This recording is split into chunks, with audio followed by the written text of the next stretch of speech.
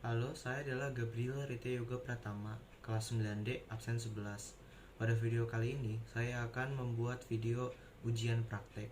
Tema dari ujian praktek ini adalah mencintai Tuhan melalui rejeki, melalui makanan.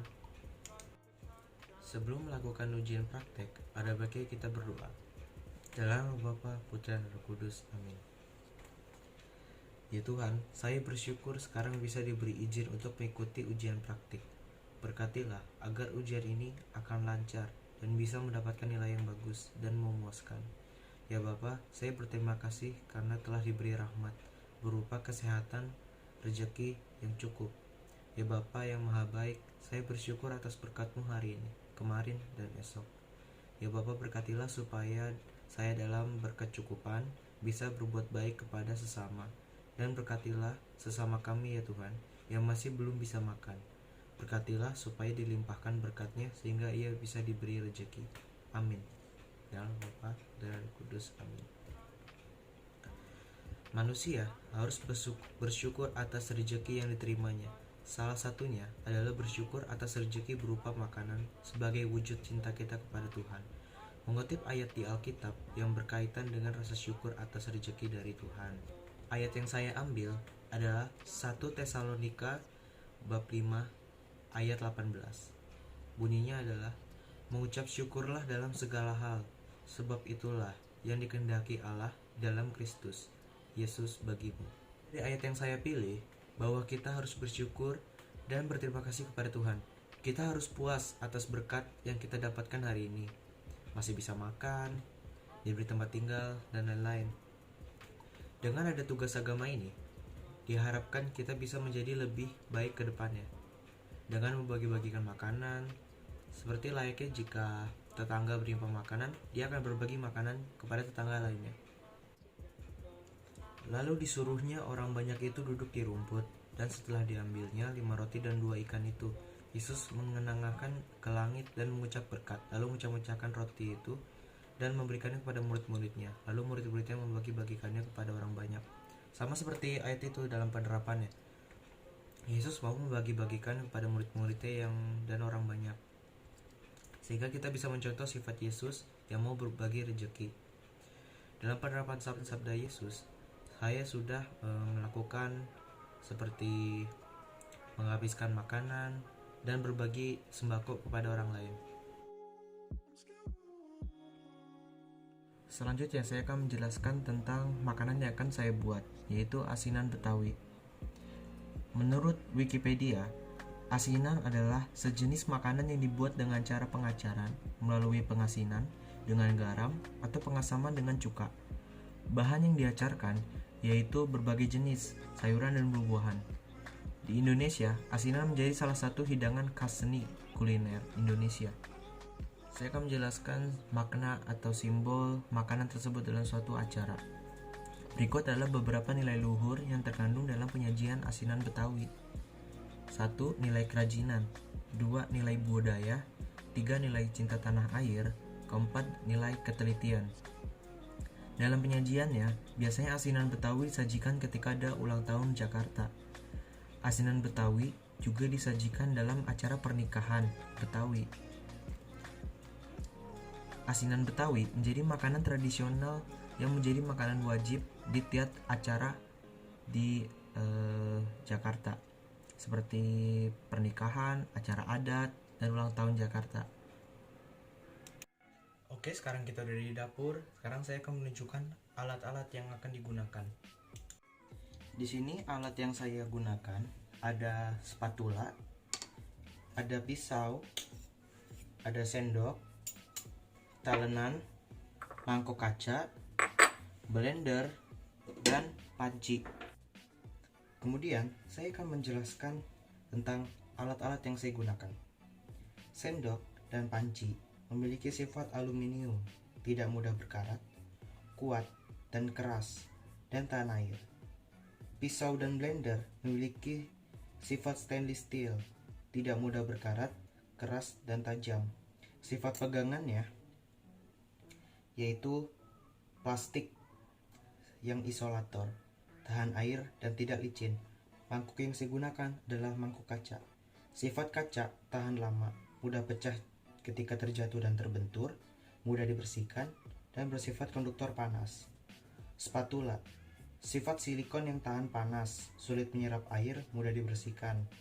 Kemudian kuat, tahan panas, dan bersifat isolator.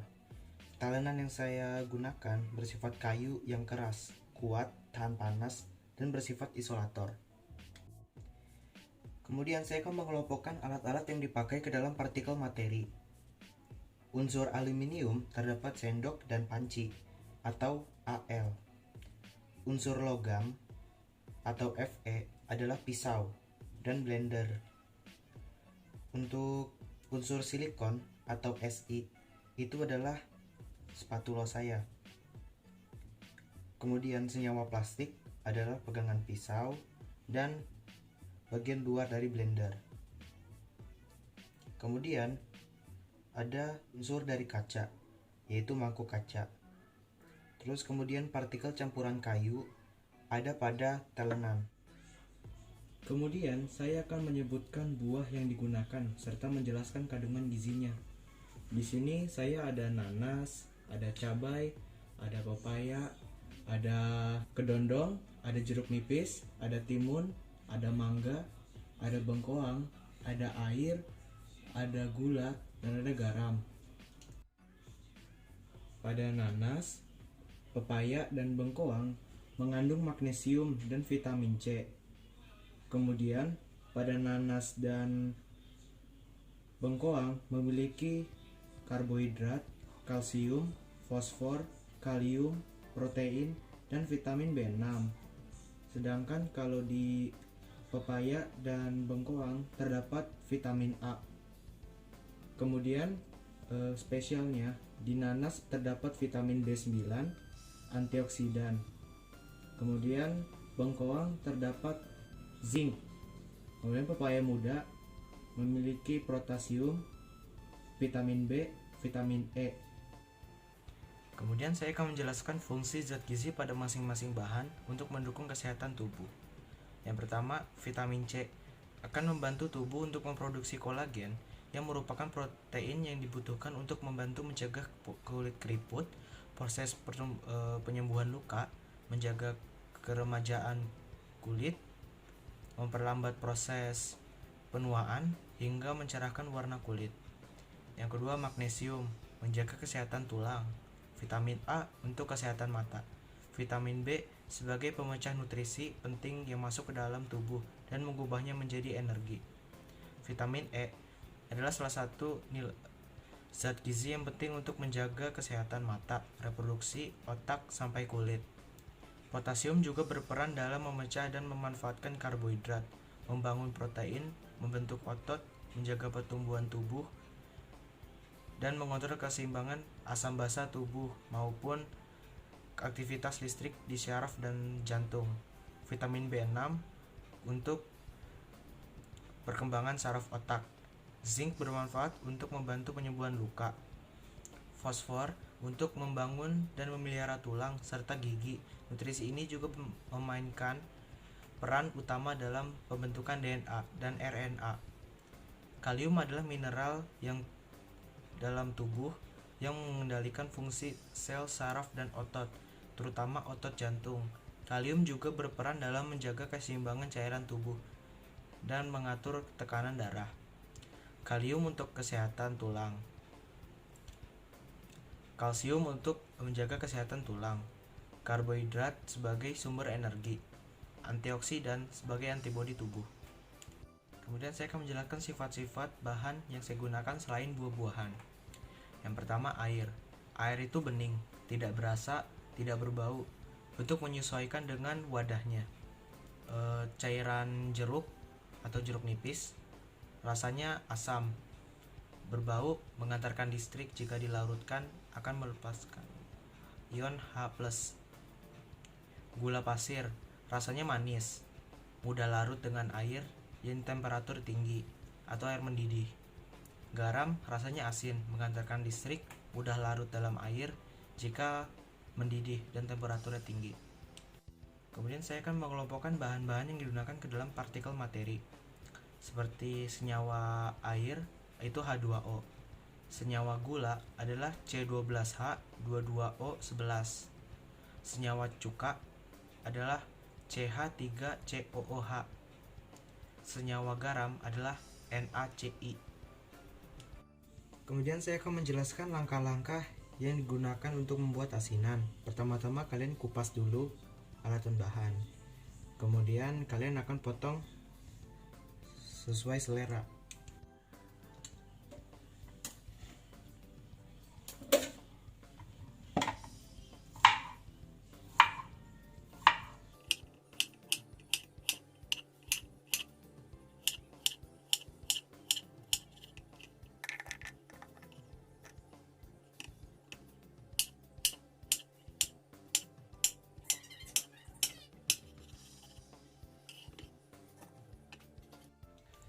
Ini setelah buahnya dipotong-potong, dicuci dan dikupas, kemudian kita akan membuat bumbunya.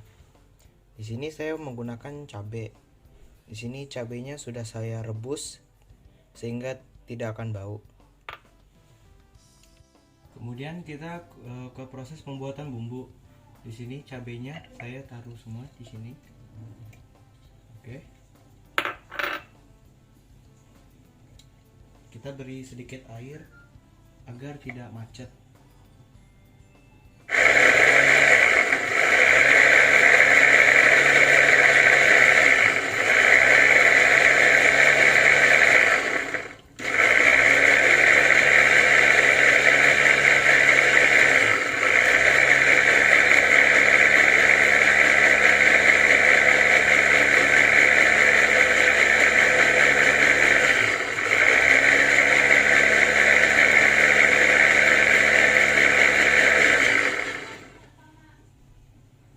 Jika sudah halus, mari kita ke tahap selanjutnya.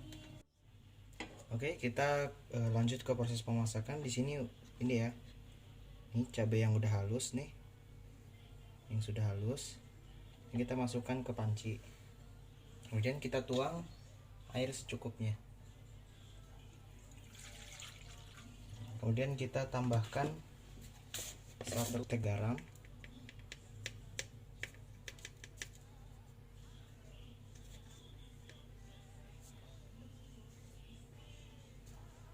Makan gula.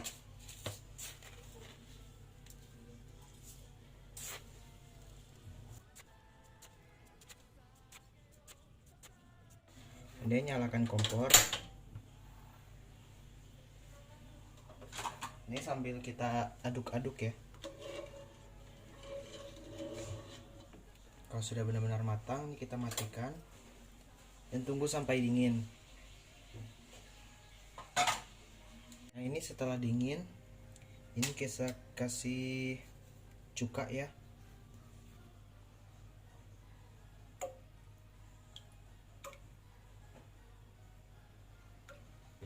Kita kasih jeruk nipis biar lebih segar.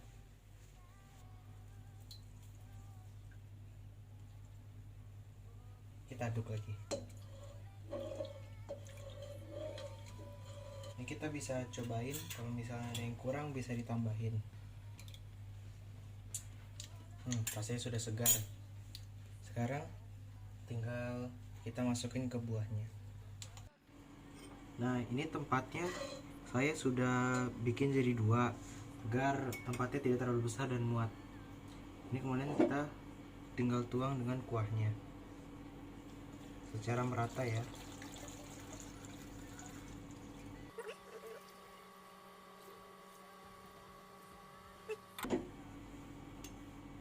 Ini kita bisa ratakan agar semuanya tenggelam. Tutup dengan penutup ini, penutup tempatnya.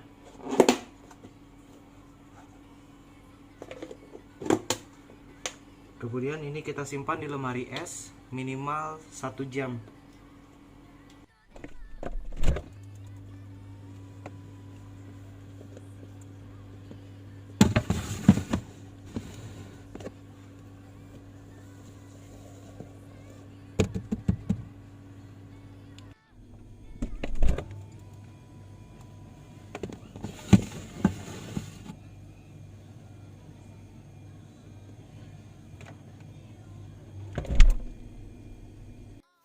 saya akan menjelaskan tentang kesimpulan. Yang pertama, penjelasan nilai gizi yang terdapat dalam asinan dan saran untuk mengonsumsi makanan tersebut. Karena di dalam asinan terdapat gula, cuka, dan bahan lainnya yang bersifat asam dan cabai yang bersifat panas di perut, sangat tidak disarankan untuk dijadikan hidangan sarapan karena akan membuat sakit perut, dan juga karbohidrat dan gizi yang rendah juga menentukan. Sangat disarankan asinan itu menjadi makanan siang sebagai makanan penutup karena dingin dan bisa menyegarkan tubuh. Yang kedua, bagaimana penyajiannya? Untuk penyajiannya saya menggunakan cup plastik agar praktis dibawa kemana-mana, dan saya juga menyediakan sendok untuk mendukung makan di mana saja. Kemudian saya akan menjelaskan keuntungan atau kerugian yang diperoleh dari pembuatan asinan. Modal yang saya butuhkan untuk membuat asinan yaitu 78.870. Sedangkan satu porsinya membutuhkan modal sekitar 7.887. Kemudian dari modal segitu kita mendapatkan keuntungan per porsi yaitu 7.113.000. Keuntungan dalam persen yang saya dapatkan yaitu 90,19%. Ketika saya ingin memulai usaha, modal yang saya perlukan yaitu 14.881.875, terdiri dari bahan baku, transportasi, gaji, permusaji, kap makan, sendok, garpu, kantong plastik, dan lain-lain. Jadi per bulan pengeluaran saya yaitu tadi 14.881.875. Kemudian saya akan menghitung estimasi uang yang diterima dari hasil penjualan dengan harga penjualan yang disesuaikan dengan harga pasaran. Per porsi saya menjual dengan harga 15.000. Kemudian estimasi penjualan saya dalam 1 bulan yaitu saya memiliki target yaitu saya akan membuat 1.500 porsi. Kemudian diperoleh hasil dari penjualan saya jika laku semua yaitu 22.500.000. Jadi keuntungan yang saya dapat per bulan itu sekitar 7.618.125. Estimasi keuntungan dalam persen saya tiap bulan yaitu 51,19%. Kemudian saya akan merancang membuat usaha asinan impian saya. Yang pertama, berapa karyawannya? Karyawan yang saya butuhkan adalah 1 orang karena target penjualan saya masih relatif kecil. Kemudian berapa modal yang dibutuhkan? Dalam 1 bulan dengan estimasi penjualan per hari yaitu 50 porsi, diperlukan modal sekitar 14.881.875 rupiah. Supplier siapa? Saya menggunakan supplier yaitu pedagang buah di pasar BSD. Berapa harga penjualannya? Untuk harga per porsi, saya mengikuti harga pasaran saat ini, yaitu 15.000 per porsi. Bagaimana memasarkannya? Saya melalui teknik word of mouth, menggunakan pemasaran lewat media sosial saya juga. Bagaimana mengiklannya? Bisa di-share ke media sosial dengan pengguna yang terbanyak seperti Instagram, TikTok, dan Facebook. Pangsa pasar saya yaitu ibu-ibu, turis, dan kawinan adat Betawi. Bagaimana transportasinya? Dengan menggunakan kendaraan pribadi. Jika terjual semua, berapa uang yang diperoleh? Saya memperoleh uang sekitar 22.500.000. Estimasi keuntungan saya yaitu 7.618.125 rupiah. Untung atau rugi? Bisa dikatakan saya untung. Saran secara keseluruhan, makanan asinan baru dilestarikan karena merupakan warisan budaya Indonesia. Berikut adalah iklan saya.